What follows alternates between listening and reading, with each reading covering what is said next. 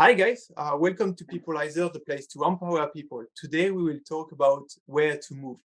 And to talk about where to move, we have a very friendly couple with us, Darrell and Susan. Darrell and Susan left Canada, I think in February 2021, to go to Mexico. And their story is pretty meaningful. And I think that there's a lot of value to empower the people who are basically asking themselves, well, should I move and how can I do it, right? How can I make it happen for myself, my family, and the people I care about? So let's get started. Hi, guys, Darrell and Susan. I wanted to get started on, can you tell us a little bit about your mindset before leaving? Before leaving Canada, what was your mindset? What was your context, basically? Well, certainly. First off, thank you so much for having us. We are honored to guest with you and share our Same here. experiences. So thank you very much. Before we left Canada, I guess one thing that is kind of made it maybe easier for us was the fact that we were never so tied to our country that we never wanted to leave it. We were quite prepared to, explore, go and see new places, do new things. So we weren't, so tied to Canada that we weren't exploring other places to visit, other places to go and see and explore. So for us, actually making that decision to move and knowing that kind of made it a little bit easier for us when it came down to the final choice of are we going? It was kind of a no-brainer for us. Mhm. But we had been watching what was going on and meanwhile, exploring other countries and seeing what would be a good fit for us, what would work well for us. Mm. And when we started to see all of this going on, and really the key for us was when Trudeau came out and claimed that Canada was going to use this opportunity to embrace the Great Reset. Up until that point, everybody, it was conspiracy theory, conspiracy theory, conspiracy theory. But we knew at that point, okay, they've let the cat out of the bag now, and Canada is trying to be first place to the finish line of the 2030 agenda. So for us, the mindset was, you got to go. Canada is already turned, and if you want freedom, it's not going to be there. So can we say that this statement from Trudeau was basically the signal that made you tell yourself, okay, let's go. We've got to move. That's it. Yeah, it just confirmed what we already knew. I mean, we were clear. We knew about the the Rockefeller STEP program. We knew about the pandemic, that this was all planned. We had done enough research on that, and knowing that. So what that did is it just said, yeah, there it is, right out of the horse's mouth. So, and then I guess the last second thing that did it was he decided that he was not going to allow air flights to go to any of these sunny destinations at a certain point in time. What that date was, when was that date about? Well, he made the announcement on January 31st that there was 2 days, and from that point on, flights were going to be shut down to any sunny destination. And you guys flew on the 8th, right? 8th of Feb, right? Just a week later. Because the Aeromexico, the airline out of Mexico that flies to Canada, had said, you know what, we can't get all of our Mexican citizens home in 2 days. That's just not realistic. Yeah. We are going to fly for 8 more days. We're going to, at that time, 10, but we're going to fly until the 8th of February. And so when we actually booked the flights, they were very clear to us. They told us about 6 times in the conversation that, you know what, we've told Trudeau this, but we can't guarantee that they're going to accept that extra window. So, you're booking your flights, but there is a chance they'll be canceled. Yeah, and we were quite concerned because, again, we had followed the pandemic and the program, and we knew the following steps of this program. So I guess we kind of fast-tracked in our mind a bit and thought that when he does open it up that we can actually escape to a destination that we wanted to go to. It might be too late because by that time they might have you in the forced vaccination in order to get on the flight. So our thought process was a little bit ahead of it at that time, but nonetheless, I mean, we weren't prepared to go. We were looking at about before this pandemic, we were looking at about a 5 to 6 year plan on leaving Canada. And that 5 to 6 year plan turned into 8 days. To fast track it, Yeah. And, so, for the people that are a little bit concerned about going, or very concerned about going because, they have a house, they got a car, they've got family, they've got community, they've got all their stuff, I'll say, hey, we were probably more than most. I mean, we had 4 houses, we had rental units, we had all of the equipment and tools and such to work on those units. We had all of our little toys there. We had a beautiful SS Agile van that we traveled in. We had scooters. We had, a recumbent 2-seater bike. We had a whole bunch of fun stuff that we had kind of set ourselves up to spend our time in retirement there in Canada. And we just had to essentially just liquidate everything within 8 days and make so basically this ability to basically drop material things, right? Because we've got a sentimental attachment to material things, but the realization that we've got to drop this attachment to some point. And also, as you said, the opportunity to jump into windows, right? When the window is opening in time, take opportunity of this. And I think, so right now we are in July 2022 when we do this interview, but I think it's right now also a big window in time of maybe 2 to 3 months before autumn and winter arrive again in the northern hemisphere, right? It seems like right now there's a bit less restriction. For instance, you can enter again Mexico, and that might be an opportunity for many people to jump in right now, actually.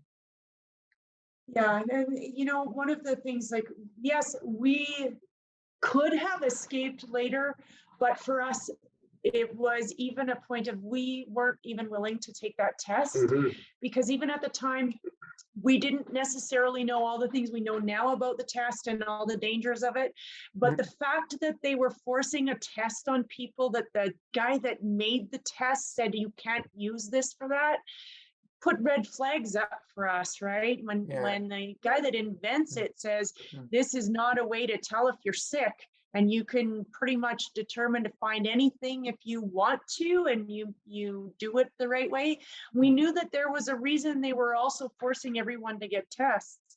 So we weren't prepared to even go there. And thankfully, because had we not left when we did, we wouldn't have been able to leave without at least the test in some form, right? So the timing for us turned out to be perfect because we were able to do it and we were able to get out without compromising any of the things that were concerned to us. Yeah, and that's a really good point. Sorry, that test was a big one, because we knew. I mean, they well, I'm going to go out and say it. I mean, somebody killed him. I mean, he makes the test. He uses it for working with HIV. And then, they impress upon him that they want to use it for this upcoming pandemic. And he says, no, it's not going to work for it. It doesn't work. And shortly thereafter, the poor fella dies in a couple of months before this pandemic started. So we knew that they were using the test, the PCR test, to gather numbers because they can put it into, they can do multiplications or cycles, as they call it, as high as they want in order to, like Susan said, find anything. They can find a piece of bacteria of a common cold that you had, 2 years ago, 3 years ago. So they can put anything that they want on it. So we knew that they were using it to gather numbers, because that's what it was. It was a pandemic of numbers, really, at the beginning. And we knew that, but we also thought that there was something underlying in it that was a little more than that. And I mean, ultimately, we found that, yeah, it was, and that they were looking for DNA and actually collecting DNA samples for, well, I mean, there's many reasons why they could collect DNA samples, and none of them are really good. Not to mention the breaking of the blood-brain barrier that opens you up to infection. And there's just so many things. But we could go on for that forever. But totally agree. That's the movie interesting. part of it. So Okay, let's recenter on where to move, and especially the decision point, basically the point in time where you make your decision. I see a lot of people right now, and especially in Europe, for instance, who are waiting, and their mindset is basically, if something happen, if this happen, then I will move, right? What do you think about this type of mindset? Is it actually a dangerous mindset? Because it seems that we are in a context of boiling the frog, basically slowly boiling the frog, and then they might not actually realize that they are already almost half cooked before. Well, and there is, everybody has to have the line, this is not, this is it, this is what does it for me, right? And you just have to be careful that your line isn't, past the point of no return, right? Because Andrew Henderson says it, when it gets bad enough for you to leave your country, are they going to let you leave? Yeah, exactly. Right. And you're better to leave a year early than a day late. Exactly. So you just have to be really careful. Your line, when this happens, that's it. Number one, when that thing happens, you have to be ready to walk out the door and go when that thing happens. Because if you start to prepare at that point, you're done. You're not, you're already past your point of no return. So you have to be ready for wherever that line is in the sand, that number one, that line is before it's too late to have the line, and that when you hit that line, you're on your way on the plane to wherever you think is going to be safe. That's very important. Go that ahead.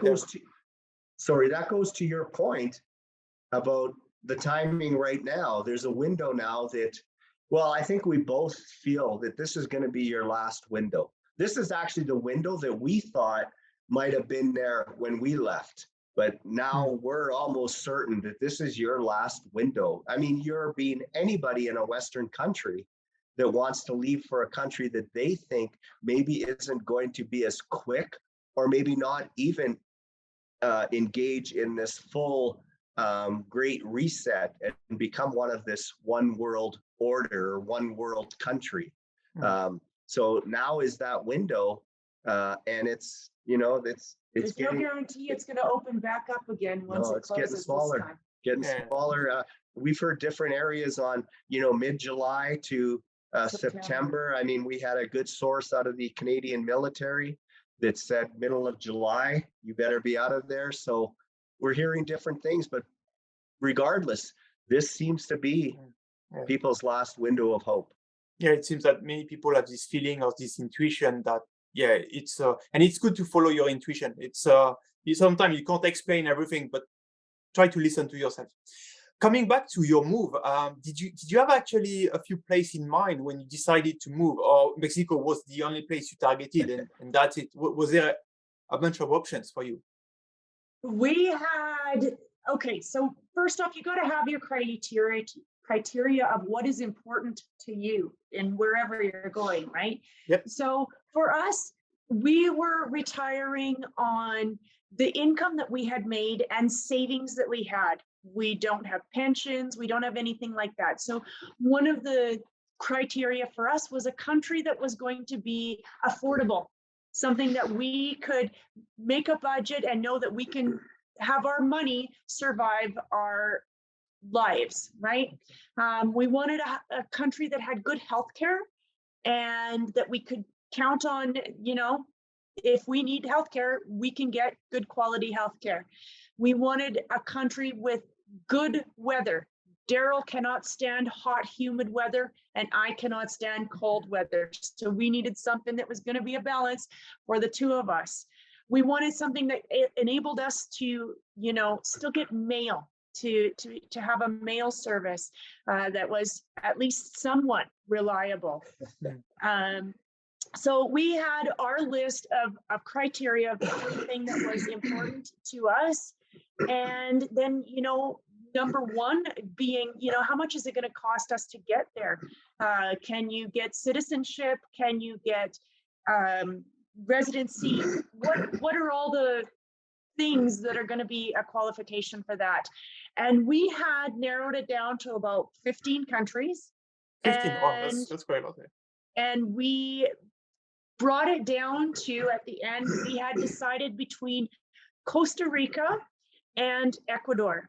And we were leaning towards Ecuador because Ecuador is a little less expensive. It hasn't been as infiltrated, we'll say, by the expats bringing their money in and driving up the prices. So we, in the course of doing our videos, decided, you know what, we'll do one on each of these countries just to give everybody an idea of what it would require you, what they offer, what they work for us, and whether, and then we'll tell them at the end which one we want.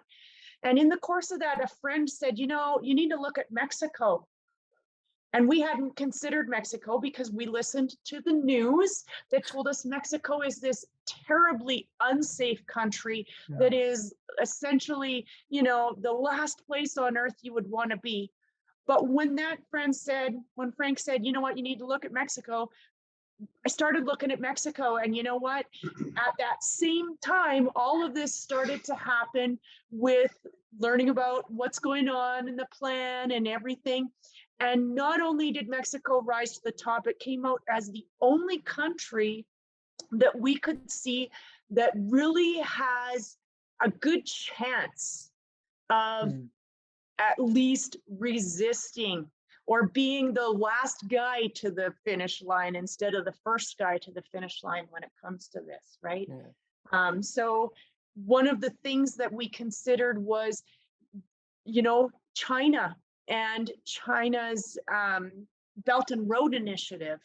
And that kind of knocked both of our top picks off the board right fast, because Ecuador has the Galapagos Islands, with which China wants to fish and essentially are just fishing. And so they're attractive in that way. And Costa Rica is also on that Belt and Road Initiative, but they also don't have their own military. So they have no way to defend themselves. They depend on the United States. So essentially, whatever the United States wants them to do, Costa Rica is going to have to follow. So all of those things brought into place that Mexico is not on that same plane as those people. So for us, it came down to, you know what, Mexico is the only country that isn't requiring testing. They asked us, we had to fill out a form with 4 questions on it. Do you have a fever? Do you have a headache? Do you feel bad? And when we got there and to turn that in, they never even looked at it. They just, you know, stamped their passports and off we went. So it was the way that the country was dealing with it. And, you know, we see countries are relaxing and opening things up now.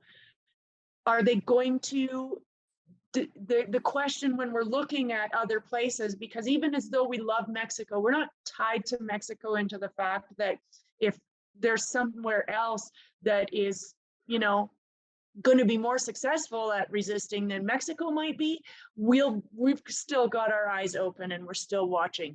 That being said, it still comes down to Mexico, because number one, any countries that resisted and flat out said we want nothing to do with this, their presidents mysteriously died and were replaced with presidents that were, you know, on board and ready to push the agenda, right? So we've seen a really fine balancing act that our president AMLO has done here to play the game, but not play the game. So it's yeah, we've been given a number of different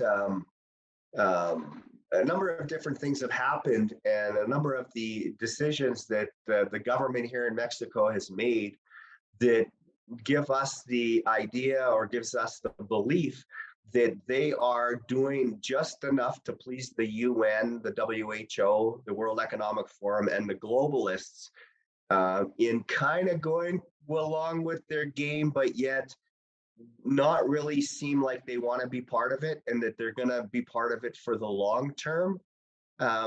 So when we did make that decision to leave, all of those parameters that Susan mentioned about good climate, all these different things kind of went out the window. And it was, which country are we going to be able to live with freedom? Which country is not going to take the Great Reset? That essentially became our only, you know, the number one criteria. That was the number one criteria. Yeah. Yeah. So, I remember actually one sentence that you said in one of your videos. You said this World 2030 agenda, if it's going to get to taxco, it's going to take a longer time than in many places. And I think this is really a key in terms of how you see things, because it's basically a domino chain, right? But where on which domino do you want to be, right? You want to be on the one at the very we like back. to be the end domino that falls. Yeah, exactly. Yeah, exactly. And I think one of the things that people have to ask themselves if they're still looking around and trying to determine which country is going to be best for them is, what did they do with the first thing? You know, what did they do with the first time that they said the world needs to lock down? How did they treat that? And have they done anything that really convinces you that they'll do something different this time? Or are they going to do the same thing? Yeah, how the government treated the people, yeah, definitely. So your journey is very interesting actually, because you go to you have 15 choice, and you narrow down to two to three choice, and then on your journey you meet someone that tell you about Mexico, and I think it's one of the key points is that during your research, during your journey, you need to be aware and ready to listen to people around you, because and I mean that was the first deviation from your plan, right? Basically, instead of Costa Rica, Ecuador, you go to Mexico, and after there was another deviation for Guadalajara, right? You were planning to go to Guadalajara, and then actually you stayed in Mexico City, and then you went to Taxco, which was also a deviation. Tell me a bit about Omar, because it's an interesting guy, and I think that's the main point in this adventure as well. You got a few days? Do you have a few days? Yeah, you know, we can't say, like, Omar is our family here in Mexico. He has been, and it would certainly, I'm sure, be a much different story for us if it weren't for having Omar, because having that person that can speak the language, it's much different going to a different country where you still speak the same language. It's a whole new ballgame when 4% or 12% of the country speaks the language that is your main language, and you don't know their language, right? So when I first met Omar, I met Omar online, and Omar had gone to Canada when he first got out of high school and spent a couple of years in Canada. And he always wanted to go back to Canada. So he wanted to learn English, and I wanted to learn Spanish. So we started to converse and get to know each other there. And when it came down to, we, made the decision, and we were coming in 8 days, like we had decided on Mexico, but we hadn't gotten far enough into the determination of where in Mexico, because it's a huge country. You can have every climate that you can possibly imagine. And so when we were looking, it was Guadalajara was the closest that we knew of in our, small frame that had come to our attention that would be, comparable weather for what we wanted. So it was a good place to land and then branch out from there. So when I talked to Omar and I said, okay, so our planes are booked, we're going to land in Guadalajara, like, where are you from there?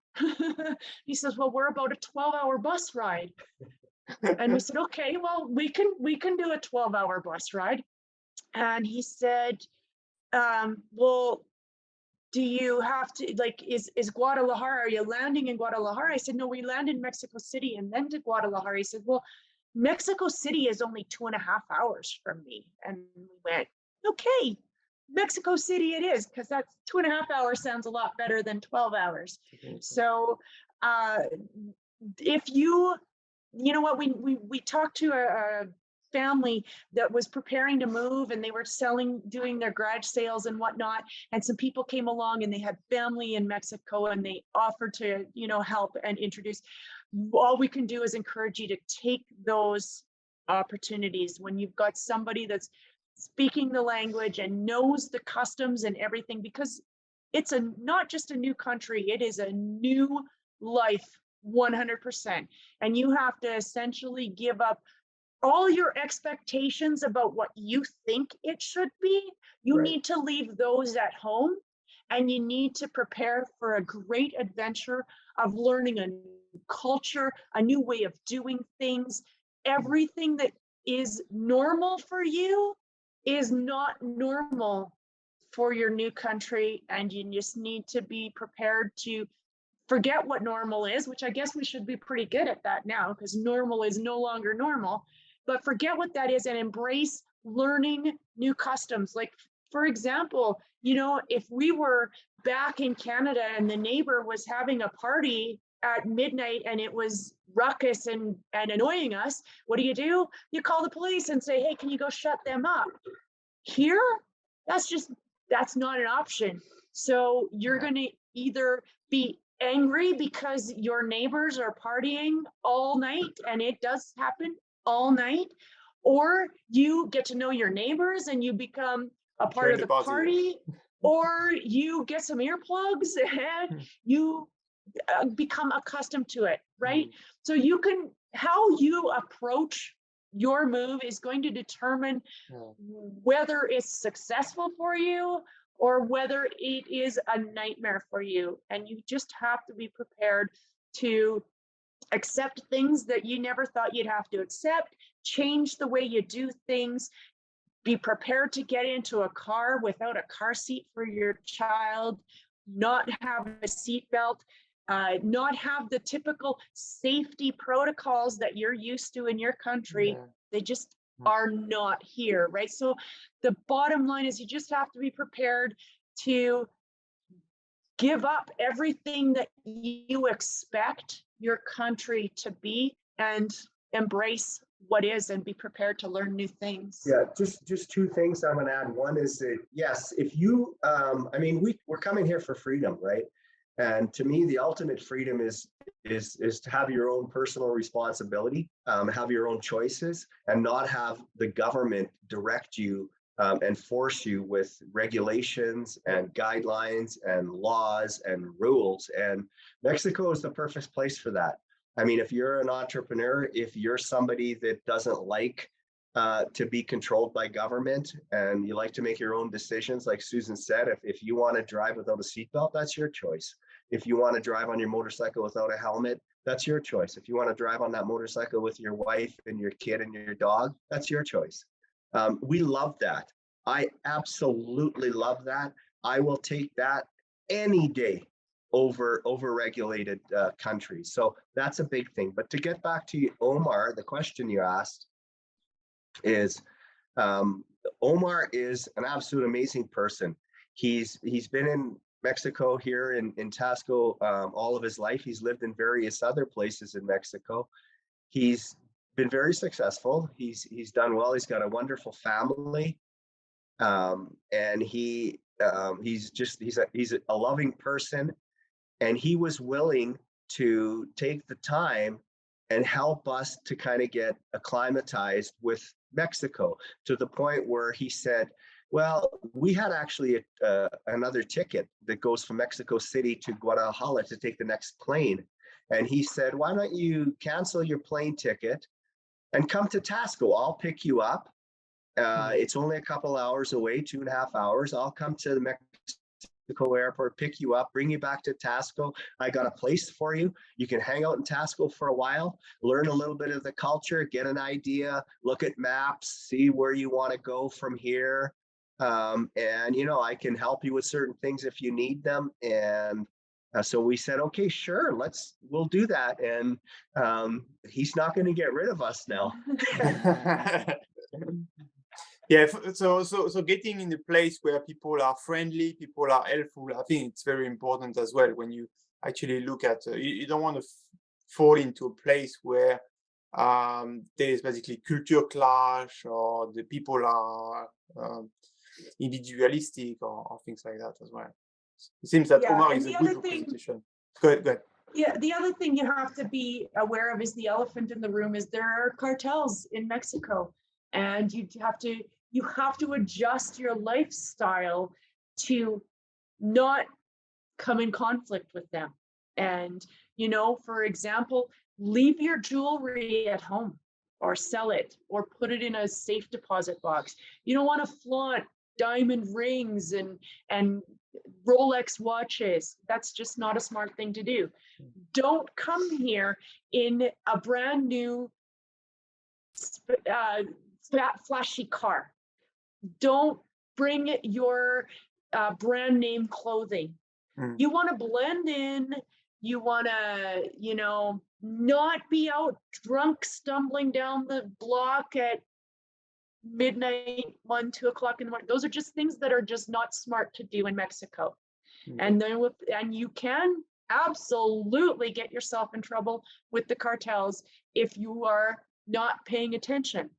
However, if you're just coming here to live a, you know, quiet life, to raise your family, to do your normal things and not deal drugs, not, you know, do things that aren't very smart. I mean, you might get away with them in your country because the justice system is a little different, but you're not going to get away with those kind of things in Mexico. You will get yourself in trouble. So it is one of those things, the customs that you learn and you be aware of, and you can't be safe 100% anywhere.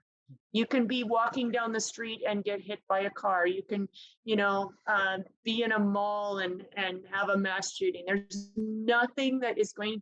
When your time comes, your time comes. Yeah, there's no changing that, right? But I think you can do what you can to stay safe. Each country has is a list of don'ts. Basically, each country has a list of you don't do this, right? But I guess you learn about that list when you arrive, right? Local people tell you about what you shouldn't do. Is it? Yeah. And if you have time, of course, you do all your research. You watch as many videos as you can. You learn from as many people as you possibly can, everything that you might need to know, right? Yeah. And with respect to the cartels too, what we've learned is that, or what we believe, and in speaking with people here as well, is, I mean, they may be the trump card for not going into this great reset. They kind of like the way that they have their system right now. And the question is, do the cartels want to be controlled by Vanguard and BlackRock and, you know, the globalists, or do they want to be able to continue what they're doing? And in Mexico, the cartels have, you know, almost an equal say in what goes on than the government does. So we've come to believe that the cartels, you know, yeah, they do their shit on the side that's not good, but they may be the positives for us if you don't want to go into that, if you want to be in a country that doesn't want to go into that great reset. Yeah, that totally makes sense. Yeah, they're not really interested in a digital currency where all their dollars are tracked. No. As long as they don't turn against the people, because they would have an interest to do that, basically a financial interest or whatever, then that's fine. Yeah, but for now, I think the great reset doesn't want to mess with those people right away. There's easier targets, I would say. like Canada, Absolutely. like Australia. Yeah, definitely. Absolutely, yeah. I want to talk a little bit about your integration in Mexico. Did you manage to integrate yourself with some local communities? How does it happen? Because I'm assuming when you go to a new place, right, you want to find, you want to try to integrate yourself with the people, right? How does that work? Well, you know what? Tasco is such an incredibly friendly, welcoming community that it's just absolutely amazing. We had a person that came here left their wallet in the taxi, and the next thing you know, um, it's all been tracked down to through us and then to Omar, and Omar gets a phone call. Hey, this guy's wallet is there. That doesn't happen in Canada. That doesn't happen in the United States, right? There's just and it doesn't happen in Mexico City, but Tasco is a smaller community where there is that friendly atmosphere. Now, to be completely fair, come the weekends, Tasco is a tourist area. Tasco is the silver capital of the world. So every Saturday, there are tons of people that come to Tasco to shop for silver. And as such, then the people here are very friendly and very welcoming to all of those people coming in. And therefore, I'll give you an example.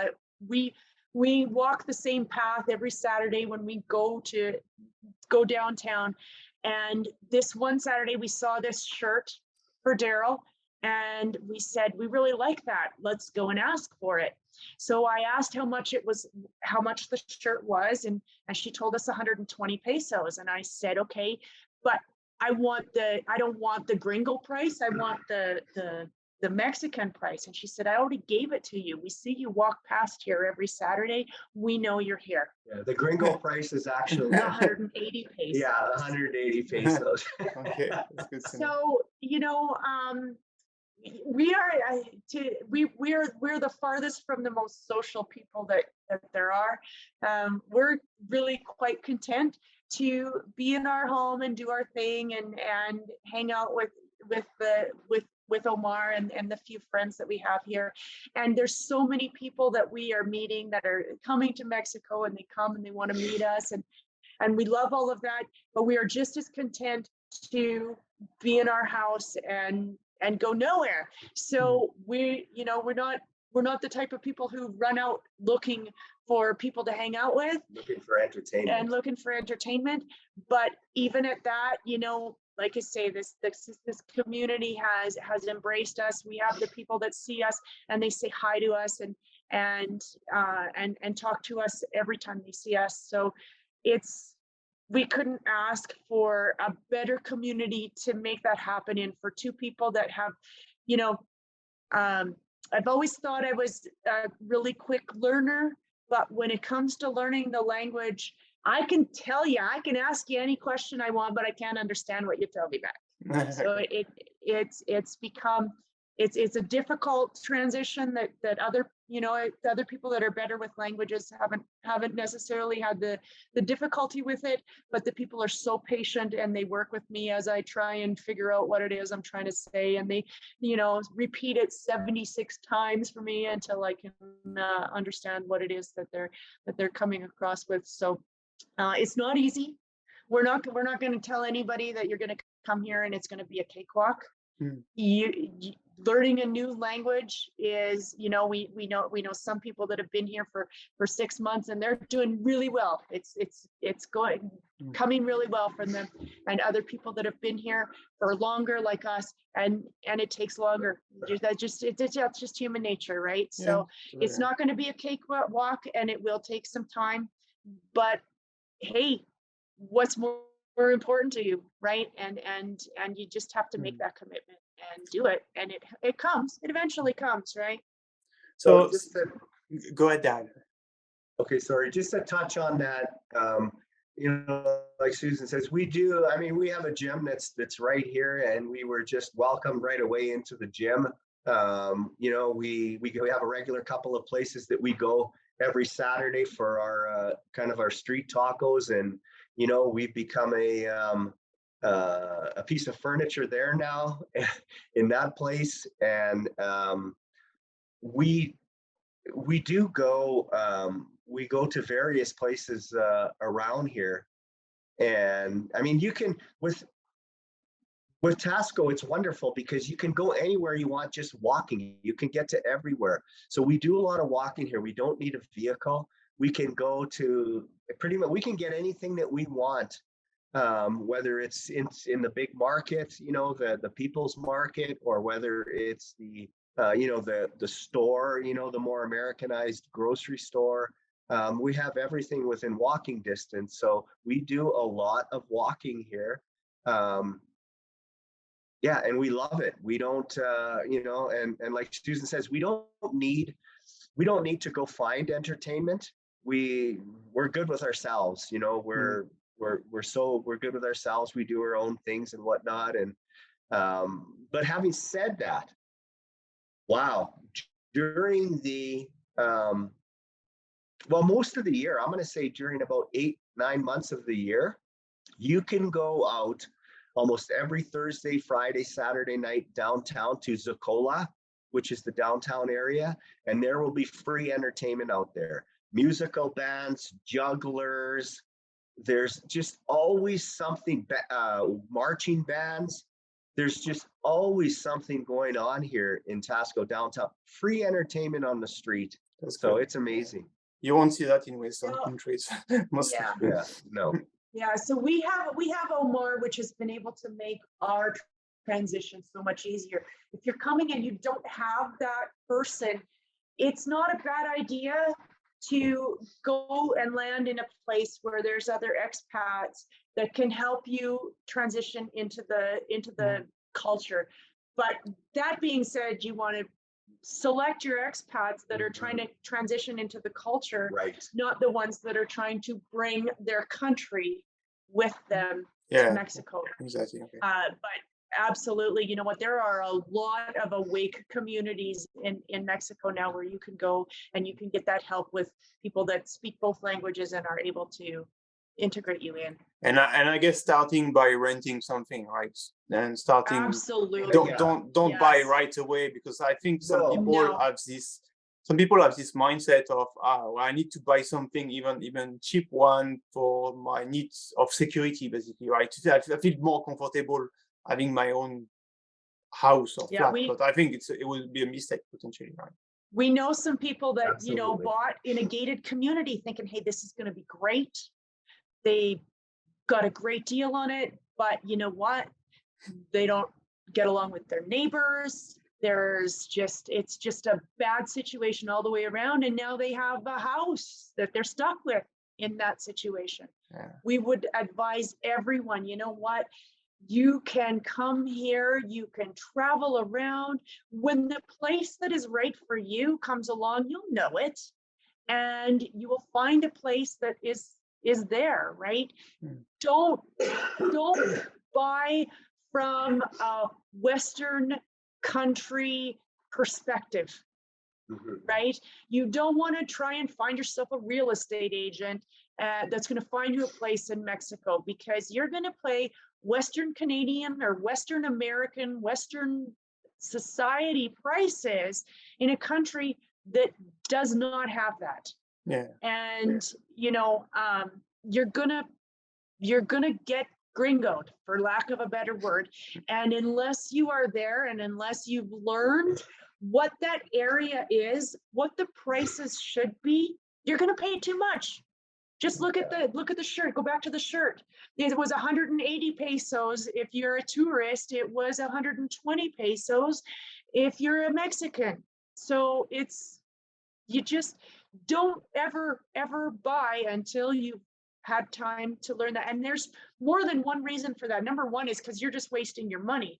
But number two, you're bringing then an expectation of price level to Mexico that Mexico can't afford. Right. And the Mexican people cannot afford. And that is not good for anyone, no matter how you look at it. You might think you're getting a good deal, but if you're paying twice for something, what you should be paying for it, you're just making a mess for everyone that lives there. Totally So agree, we yeah. can weekend save stronger.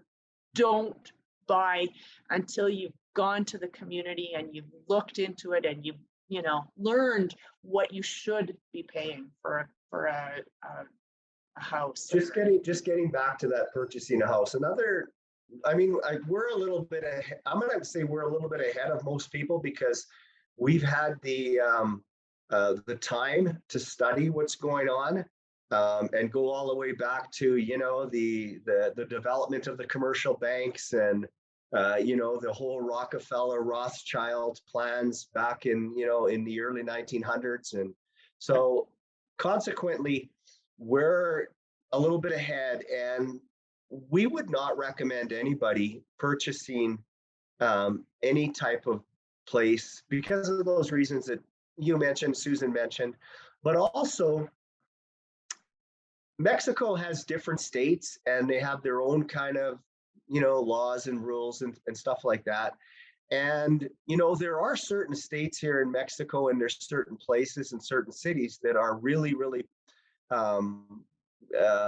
engrossed with expats.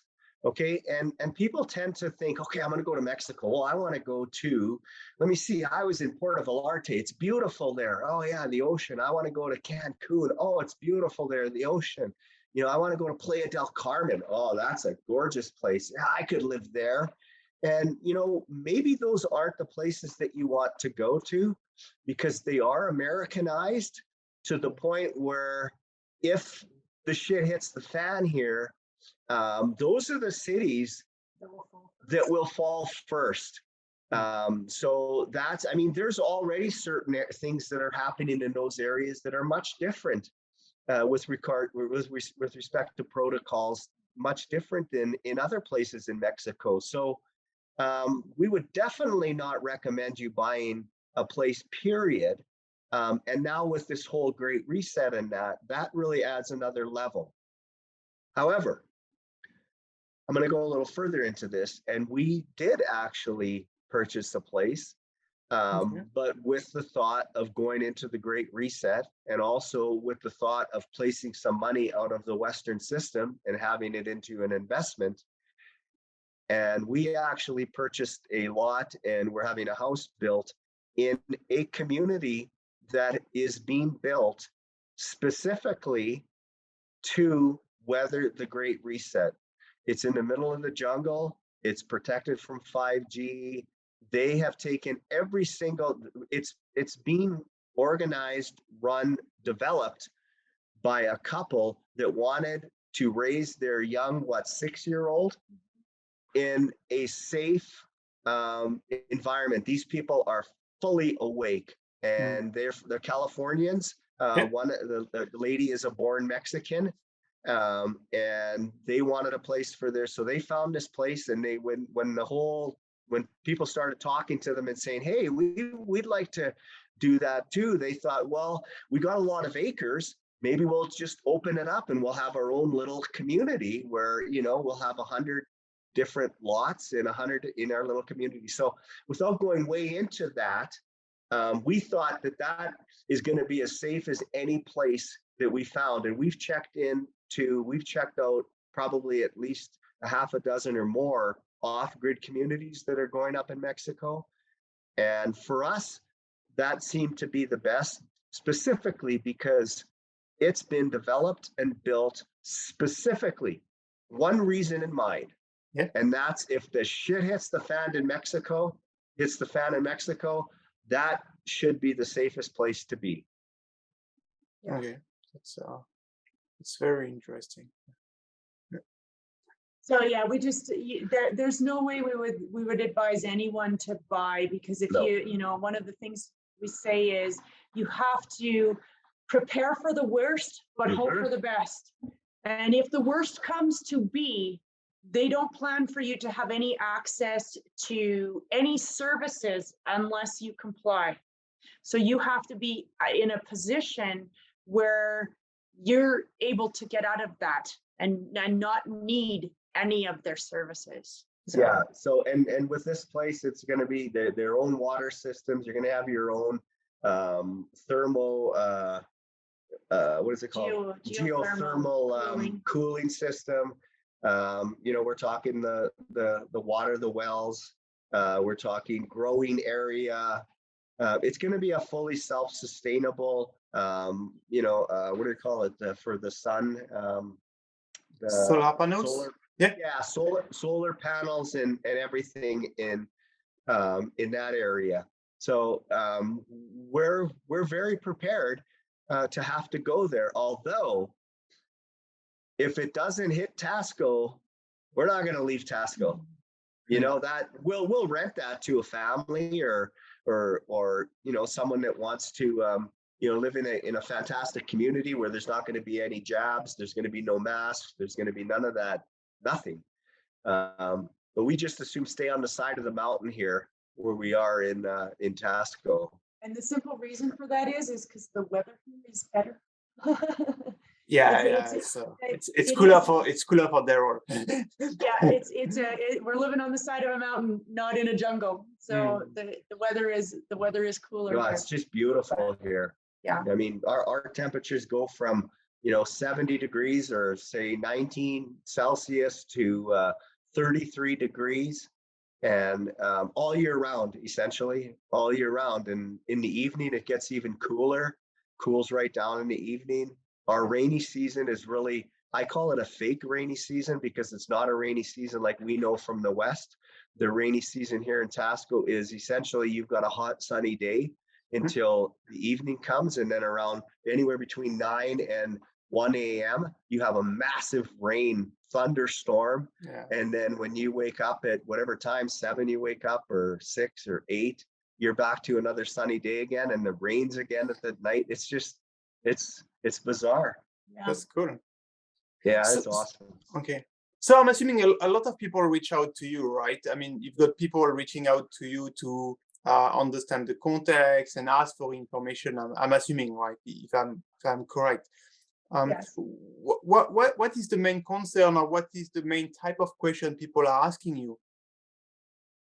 Money is a big one. What do we do with our money? Okay, money management.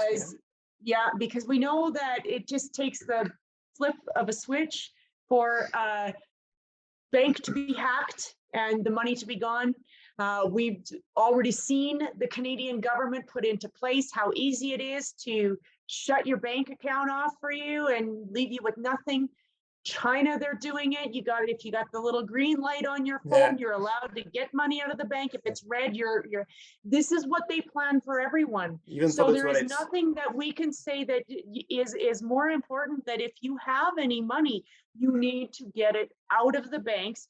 And yes, they're going to collapse the currency. So you have to work beyond that. What can you have that might be of value down the road? Can you buy silver? Can you buy gold? Can you buy, we like to call them barterable assets, things that you can trade to somebody for something else you need when that time comes. You have to essentially look at our future as being the past. Right. How did they do this without money? Because if you're not prepared to comply, you're going to have to go back into a situation where you figure out a way to do it without money. So find yourself some things that you can trade. We remember whether it's simple as some cans of food. Maybe you've got and you can trade some of that stuff for somebody else, or maybe you can do something more complex and you can buy some solar systems that you're able to, barter something on a larger scale. We know one person that's collecting Rolex watches because they're easy to move around with you and take somewhere with you. I'm not so certain how easy they are to trade for a cup of soup, but that kind of idea, right? You need things that you're going to be able to trade for something else. That's something that is going to have value. So maybe you've been like my parents ran an antique store for 20 years. They have some things in there that might be of some huge value down the road when people don't have access to power because they will not comply, so they don't get to be part of the grid. Yeah. Make sure that you have a way to clean your water. We did a bunch of research. You got to be able to clean your water without in a timely fashion, without the need of electricity to be able to do it. So you want to look at all of those things and start to prepare that kind of stuff for being essentially cut off from every source of easy life as we have it now, right? Yeah, and I think the biggest question is that we're getting from the people in the West, and we're agreeing. You have to get your money out of the Canadian, the American, the Australian. You have to get your money out of those banks, because clearly this group of globalists, just like had the scenario, they had the meetings, they designed it, they designed this whole pandemic, and they've done the same thing for an internet shutdown and a bank shutdown. So it's gonna happen. It's just, can we pick the date when that happens? No, it's really difficult. We thought it would have already happened, the bank one, but nonetheless, it's gonna happen. So you have to get your money out of the bank. And like Susan says, you can get barterable things. There's other things that you can do with your money too that we're, suggesting to people. And it gets a little more on a personal level. But you can move your money out of your country. We can help people with that. We kind of do a lot of that. But we definitely suggest that that's the number one thing to do, is if you want to preserve your wealth and have some type of bargaining power, or some type of what do we want to call it, purchasing power for anything, you're going to have to get your money out of those Western countries, because it's in the plan. They want everybody to be equal. So an example is, we have some family members who are teachers. Okay, so they think they're doing well. They've got their teacher's pension, they've got money in the bank, they've got a nice house, they're making a good income. So that's not the level that they're going to have everybody at. We know, and looking at Cuba is a good example, we know that level is going to be below the poverty line. So, for instance, those teachers are going to have their assets eliminated. They just have to. They have to.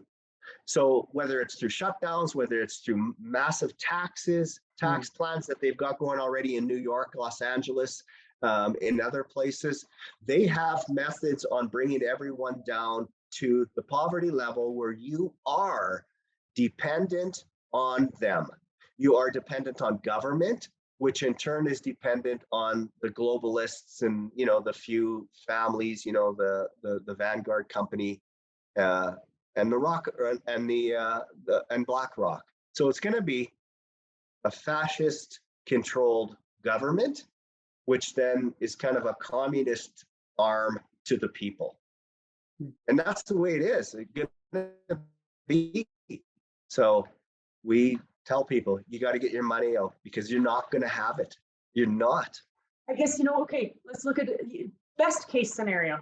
Best case scenario, good people rise up and stop this. Okay, so you've taken your money out of the bank and you've invested in things that, that we know their goal is to have you own nothing. So you've invested in things that you can control and that they cannot take from you. So if nothing happens, what do? You take in those things that you invested and you put it back into money. You do whatever you need to do. There's no downside to doing something with your money now. There is a huge downside to taking a chance and not doing something with your money. Right. They used to tell us, only invest the amount of money that you're prepared to lose. You are now at the stage of only put in the bank Right. the amount of money that you're prepared to lose, because we all like to think that that money in the bank is ours. We have a little card saying that's our money. It's not. It's All not. all we have is the little card, and that's what it's worth. If they don't give it to us, and we are seeing people now have troubles because they don't set up. We try and have people, especially in Canada, because we know the process for Canada a little bit more than we can help with other countries, but Yeah. to set up the banking system to make it the most or cost efficient way to get your money out. Mm. We know some people that didn't follow that. They get here and the bank that they've used has decided, I'm sorry, we no longer are allowed to transfer money to Mexico. Mm.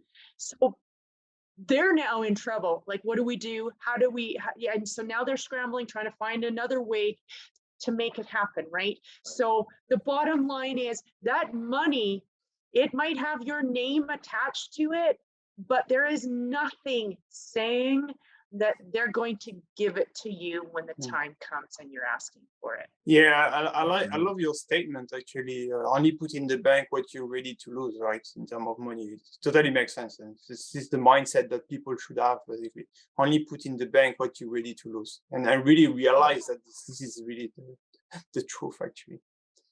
Yeah. Yeah. All right. Sadly. Great. So we talk about different things. If there was really one thing that people should remember on where to move, what would you advise them to remember or to have in mind? So just one thing. The biggest thing is you have to embrace it as an adventure. You're going for freedom. Yep. Right? And Yeah. you need to look at it as I will change myself in any way I need to in order to make this work. I'm not trying to go and force my will on what I want on whatever country I'm going to. I am going there because they have a better chance of freedom than my country. So I will do what I need to. I will change what I need to change to make it work. That is the most important thing that we can tell people is nowhere is perfect. You are going to find things that you don't like. Some nights, those dogs, we want to go out and have a day with them. I know what you mean. Have the same. But you know what? On the other hand of it, we'll take those dogs 100 times a day. They can bark all day long, never ending. We'll take it because it's better than the alternative of staying in our home country, in that country where we're used to things and we know and everything's normal for us. So that's it. The biggest piece of advice that we can give people is, you know what, just look at it as an adventure. You are going for freedom and be prepared to embrace whatever is thrown at you as the normal for that area. And that's good. Live with it. Yeah, I think to add to that, I think the biggest part is you got to get out of your comfort zone. And the biggest part or the biggest decision of getting out of your comfort zone is making that decision and booking those tickets and then getting everything done and out and getting the hell out of there. That's your most uncomfortable time. Yeah. Once you get here, and even for someone who is a little, I don't know, maybe a little neurotic, I kind of like having things my way and doing things my way in that. You know, wow, it's the comfortability that Mexico has given as far as taking yourself outside your comfort zone for me has been minimal, very minimal. The biggest part was making that decision and losing all of my stuff that I had and everything that I had prepared and set up for being able to use and have in our retirement. It's all gone. That was the most uncomfortable part. But then coming here and then embracing what we have here and the culture and the style of living and the less regulated life. I was very close to government where I came from. So I know what government is like and I know what rules and regulations are and red tape. And Mexico is a godsend for me because you can live your life here without the government telling you when, how, where, and that in itself is just takes all that neuroticism away. It's just, this is amazing. So a lot of benefits. That's cool. Awesome. I really appreciate you took the time to share your story with the audience, because what we do is for people. Actually, it's really to empower them Absolutely. Yeah. and make informed decision, especially right now in this period of time where it's possible that it's the last window available to actually move worldwide. You may still be able to move inside the country, but worldwide definitely it might be one of the last windows. We'll see. Absolutely. Thanks for having you guys. If people want to know more about what you're doing, so you do have YouTube channels. What else? Where can they find you? You can find us pretty much on social media at Life with Leachmans. We have Telegram, we have Signal, we have WhatsApp, we are on Twitter and Instagram. Now, we don't spend much time on those because those are, Okay. not conducive to a healthy mindset necessarily. But by all means, you can go to our website, www.lifewithleachmans. You can contact us from there. You can see everything we need to. If you are not a YouTube lover, you are welcome to check us out on BitChute, Rumble, Odyssey. We know that we are not in the popular sector of, and that we will be eventionally shut down. If it's not by our will, it will be by their will. So it will happen. So we are doing what we can to help people in the window and time frame that God's given us. And when that window closes, then it closes. Yeah, another easy way is to just friend us on Susan and Darrell Leachman Facebook, and then from there, Susan created a Facebook group called Awaken Mexico, and you can go to that, and then from there, you can't do a lot on there, but from there you can go to our Awake in Mexico Signal group. And Telegram. And Telegram, where you'll get lots of good, real information on there. So start with the Susan Darrell Leachman Facebook, and then you can kind of go from there. We'll add all the links below the video so that people can find it handy. Absolutely. Thank you so much. Thank you, us. Susan. Thank you, Darrell. That was awesome and very informative. Thank you. Yeah, we appreciate it. You take care, and hope to meet you someday. Definitely, yeah. We'll try. We moved from China to Spain, and we are thinking to move either to Brazil or Mexico. So we'll see. Definitely, that'd be awesome. We'll hold you to that. Yeah. Yes. Come visit us on our mountain. Yeah. Definitely.